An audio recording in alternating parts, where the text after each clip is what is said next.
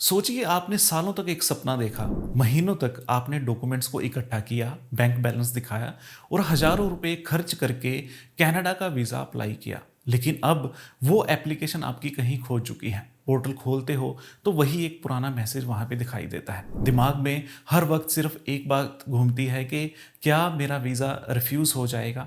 क्या मेरी एप्लीकेशन पे कभी रिजल्ट नहीं आएगा? और क्या आईआरसीसी मेरी एप्लीकेशन को भूल गया है? लेकिन फिक्र मत करिए, क्योंकि आज की इस वीडियो में मैं आपको इस मुश्किल से निकलने के रास्ते दिखाऊंगा जो आपकी रुकी हुई एप्लीकेशंस को वापस ट्रैक पर ला सकते हैं। दोस्तों, मैं हूं धर्मवीर सिंह देओल और आप सबका इस यूट्यूब चैनल पे बहुत बहुत स्वागत करता हूं। मैं पिछले कई सालों से, एक लंबे टाइम से मैं लोगों को Canada visa, Canada visitor visa, Canada tourist visa के लिए गाइड कर रहा हूँ। अगर आप इस चैनल पे नए आए हैं, इस वीडियो पे पहली बार आए हैं, तो प्लीज़ इस चैनल को सब्सक्राइब करें, वीडियो को लाइक करें, वीडियो को शेयर करें। और अगर आप मुझसे बात करना चाहते हैं या हमारे थ्रू प्रोसेस करवाना चाहते हैं, स्क्रीन पर नंबर विजिबल है, आप मुझे कॉन्टैक्ट कर सकते हैं। चलिए दोस्तों, वीडियो की शुरुआत करते हैं। सबसे पहले तो हमें ये जानना जरूरी है कि जो आपकी एप्लीकेशन है वो सच में स्टक है या आईआरसीसी सिर्फ एक अपना रेगुलर टाइम ले रही है। आपको सबसे पहले आईआरसीसी की ऑफिशियल वेबसाइट पर जाकर चेक प्रोसेसिंग टाइम टूल को ढंग से यूज़ करना है। वहाँ अपनी सही कैटेगरी सेलेक्ट कीजिए। जैसे कि अगर आपने इंडिया से विजिटर वीज़ा के लिए अप्लाई किया है तो वही ऑप्शन चुनिए। और याद रखिए कि ये जो डेटा होता है ये हर हफ्ते चेंज होता है और यहाँ पर जो भी आपको एक प्रोसेसिंग दिखती है वो एस्टिमेट होती है, कोई भी फिक्स डेडलाइन नहीं होती। यहाँ प्रोसेसिंग टाइम देखकर आपको दो ऑप्शन आपको यहाँ पे मिलेंगे। जो पहला ऑप्शन है, अगर जो आपका प्रोसेसिंग टाइम है वो ऑफिशियल एवरेज के अंदर है तो दोस्तों थोड़ा सब्र रखिए, क्योंकि बैकग्राउंड चेक और सिक्योरिटी क्लियरेंस ऐसे काम होते हैं जो आईआरसीसी दूसरी एजेंसी के साथ मिलकर करता है और इनमें अक्सर ऊपर नीचे देरी हो जाती है। और ये जो प्रोसेस होता है ये पोर्टल पर भी नज़र नहीं आता। लेकिन इसका मतलब ये नहीं है कि जो आपका वीज़ा है वो रिजल्ट जो है वो रिफ्यूज़ हो गया है या रिफ्यूज़ल आने वाली है या रिफ्यूज़ ही होगा। ये एक नॉर्मल प्रोसेस है और ये ज़रूरी हिस्सा होता है। अगर दूसरे ऑप्शन की बात करें, अगर मान लीजिए कि आपकी जो एप्लीकेशंस हैं वो आपके जो वेटिंग टाइम है उस एवरेज लिमिट से काफ़ी पहले ही पार कर चुकी है, यानी काफ़ी लंबे टाइम से आपकी बैकलॉग में है, तब ये स्टक केस माना जाएगा। इसका मतलब ये है कि आपकी एप्लीकेशन रेगुलर लाइन से हटकर कहीं साइड में रुक गई है, चाहे वो वीज़ा ऑफिसर के वर्कलोड की वजह से हो या किसी टेक्निकल एरर की वजह से। और यहीं पे लोग अक्सर गलती कर बैठते हैं, वो चुपचाप बैठे रहते हैं और टाइम का वेट करते हैं कि कब आईआरसीसी उन पे अपडेट देगा। याद रखिए कि आईआरसीसी के पास हज़ारों लाखों एप्लीकेशन होती हैं। अगर आप उन्हें याद नहीं दिलाओगे तो आपकी जो एप्लीकेशन है वो सबसे नीचे दबी रह जाएगी और उस पर कभी कोई जो रिजल्ट है वो नहीं आएगा। आपका पहला और सबसे आसान रास्ता है आईआरसीसी वेब फॉर्म। ये एक ऑफिशियल पोर्टल है जहां आप आईआरसीसी को डायरेक्ट मैसेज भेजकर उन्हें अपनी एप्लीकेशन के बारे में याद दिला सकते हैं। लेकिन दोस्तों, 90% लोग इसका बिल्कुल गलत तरीके से इस्तेमाल करते हैं और फिर उन्हें कोई जवाब नहीं मिलता। सिर्फ ये लिखना कि my visa is late, please update me, ऐसे कुछ नहीं होगा, क्योंकि वीज़ा ऑफिसर के लिए एक जेनरिक मैसेज होते हैं और वो इन्हें बिना देखे साइड में कर देते हैं। आपको एक ढंग की प्रोफेशनल इंक्वायरी करनी होगी जो वीज़ा ऑफिसर का ध्यान खींचे और उन्हें मजबूर करे कि आपकी जो एप्लीकेशंस हैं उस पर एक बार फिर वो अपना प्रोसेस शुरू करें और उस एप्लीकेशन को खोल कर देखें। दोस्तों, वेब फॉर्म भरते वक्त आपने कुछ बातों का ध्यान रखना है, जैसे कि आपका जो अपना यूसीआई नंबर है और एप्लीकेशन नंबर है वो बिल्कुल एग्जैक्ट लिखना है। इन नंबर्स के बिना वीज़ा ऑफिसर को आपकी एप्लीकेशन के बारे में कुछ पता नहीं चलेगा और उन्हें आपकी फ़ाइल सिस्टम में ढूंढने में काफ़ी मुश्किल होगी। और अधूरी जानकारी की वजह से अक्सर ऐसी इंक्वायरी जो होती हैं वो बिना चेक किए ही बंद कर दी जाती हैं। ये दोनों नंबर आपके पोर्टल पे जो आपके पास पोर्टल है वहाँ से आपको मिल जाएंगे। पुरानी ईमेल्स में आपको मिल सकते हैं। अगर आपके पास बायोमेट्रिक लेटर है तो बायोमेट्रिक लेटर में भी मिल सकते हैं। तो आप इन नंबर को ज़रूर साथ में अटैच करें और ये पहला ऑप्शन भी आता है कि आपको वो नंबर सेलेक्ट करने पड़ते हैं। दूसरा, उन्हें साफ साफ बताएं कि ऑफिशियल प्रोसेसिंग टाइम कब का ख़त्म हो चुका है।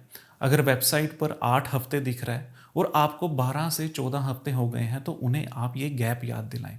इससे उन्हें एहसास होता है कि आपका जो केस है वो काफ़ी वक्त से बैकलॉग में है, काफ़ी वक्त से जो प्रोसेसिंग में है और आपको प्रायोरिटी मिलनी चाहिए। इससे आपका जो प्रोसेस है वो जल्दी हो सकता है और आपका जो रिज़ल्ट है वो आपको जल्दी देखने को मिल सकता है। अगर आपकी लाइफ में कोई बड़ा चेंज हुआ है, कोई ट्रैवल इमरजेंसी आई है तो उसका जिक्र जरूर करें।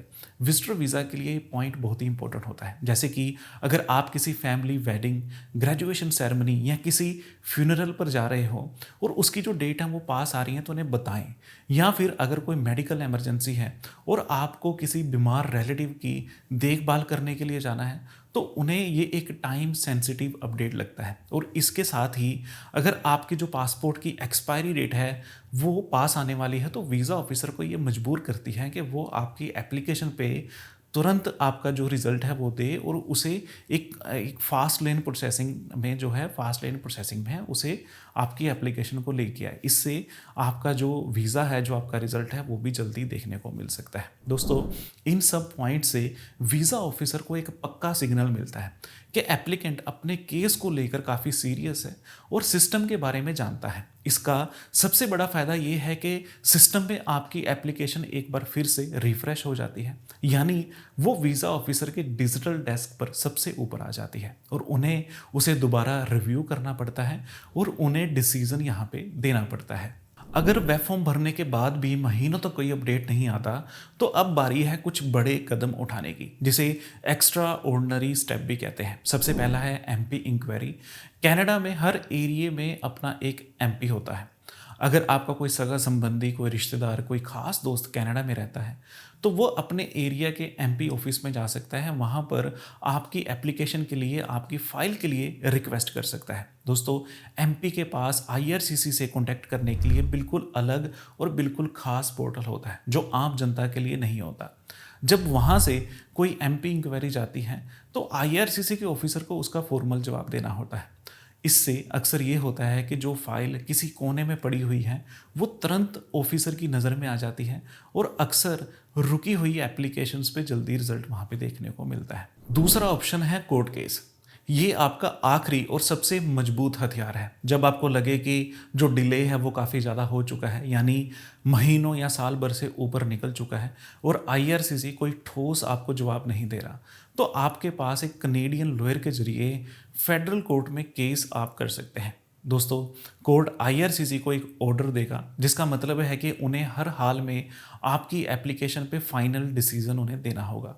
पर याद रखिए कि कोर्ट के ऑर्डर से वीज़ा अप्रूव होने की गारंटी नहीं होती, उससे आपकी रिफ्यूज़ल भी आ सकती है। लेकिन ये आईआरसीसी को मजबूर कर देता है कि वो या तो आपको वीज़ा दे या आपकी रिफ्यूज़ल दे, बट जो एप्लीकेशन है वो बैकलॉग में नहीं रहेगी, लटकी नहीं रहेगी और आपको उसका रिज़ल्ट यहाँ पे देखने को मिलेगा। बट मैं इसे रिकमेंड नहीं करता क्योंकि ये काफ़ी एक्सपेंसिव एक मेथड है और काफ़ी इसमें टाइम लग जाता है। और ख़ास तौर पर अगर आप टूरिस्ट वीज़ा के लिए जा रहे हैं तो आपको ये ऑप्शन जो है वो अडोप्ट भी नहीं करना चाहिए। अगर हम तीसरे ऑप्शन की बात करें वो है विड्रॉ एंड रीसबमिट एप्लीकेशन। दोस्तों, अगर आपके पास एमपी का लिंक नहीं है या आप कोर्ट केस नहीं करना चाहते तो आप सिंपली अपनी एप्लीकेशन को विड्रॉ कर सकते हैं। ये प्रोसेस ऑनलाइन होता है और आसानी से 10 मिनट में पूरा हो जाता है।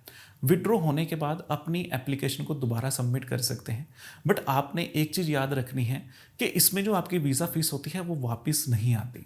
और नॉर्मली कई लोग क्या करते हैं कि पुरानी एप्लीकेशन को भी कंटिन्यू रखते हैं और नई एप्लीकेशन को भी सबमिट कर देते हैं। इससे आपकी दोनों एप्लीकेशन जो बैकलॉग में चली जाती हैं। अगर आप इस स्टेप को उठाने वाले हैं या आप विड्रॉ करने के बारे में सोच रहे हैं तब आपको पहले विड्रॉ करनी चाहिए, उसके बाद में ही अपनी एप्लीकेशन को, नई एप्लीकेशन को सबमिट करनी चाहिए। दोस्तों, उम्मीद करता हूँ कि ये वीडियो आपको अच्छी लगी होगी, इन्फॉर्मेटिव लगी होगी और आपके बैकलॉग को लेके या बैकलॉग में अगर एप्लीकेशंस हैं और उन पे क्या क्या रास्ते अवेलेबल होते हैं और किस तरह से आप अपना रिजल्ट ले सकते हैं, आपके जो डाउट थे वो इस वीडियो ने कवर किए होंगे। अगर अभी भी फ़िलहाल आपका कोई क्वेश्चन है या कोई आपका कोई डाउट है, स्क्रीन पे नंबर विजिबल है, आप कॉन्टैक्ट कर सकते हैं। दोस्तों, उम्मीद करता हूँ कि आप इस चैनल पे पहली बार आए हैं या आप हमारे रेगुलर आप वीडियो देखते हैं तो आप इस वीडियो को शेयर करेंगे और अगर आप पहली बार आए हैं तो प्लीज़ इस चैनल को भी सब्सक्राइब करें दोस्तों, क्योंकि इस चैनल पे आपको काफ़ी इन्फॉर्मेटिव वीडियो मिलती हैं जो आपके कनाडा, ऑस्ट्रेलिया, न्यूजीलैंड या किसी भी कंट्री के वीज़ा के लिए काफ़ी हेल्पफुल होती हैं। चलिए दोस्तों, आज की इस वीडियो में इतना ही। मिलते हैं अगली वीडियो में।